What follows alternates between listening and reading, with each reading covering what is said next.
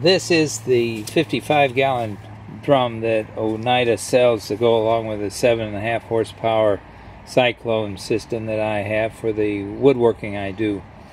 I wanted to show you my solution to these 55-gallon 3 mil plastic bags that I use to line the container here for the sawdust. Now, I had a hard time getting these out, especially if you're doing some of the harder grained woods. This morning I milled some pine, did some jointer planer work. So this is a not the correct bag I use. The one I use is from Uline, which is, I think, a national U.S. company for supplies, plastic bags and such.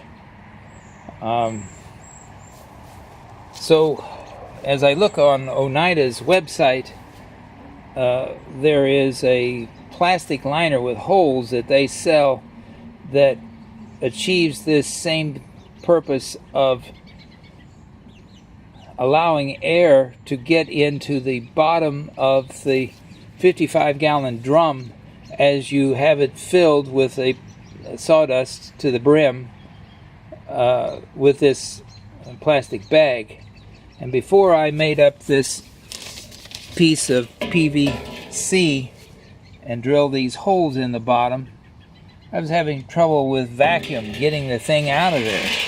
But just slide that piece of PVC down in there. That allows air to come in the top and get to the bottom, and your bags come right out. And as you can see, there's the 10-inch flexible wire-lined lid that goes on there. So just wanted to show you that. And of course, it's an Oneida. Thanks for watching. Bye-bye.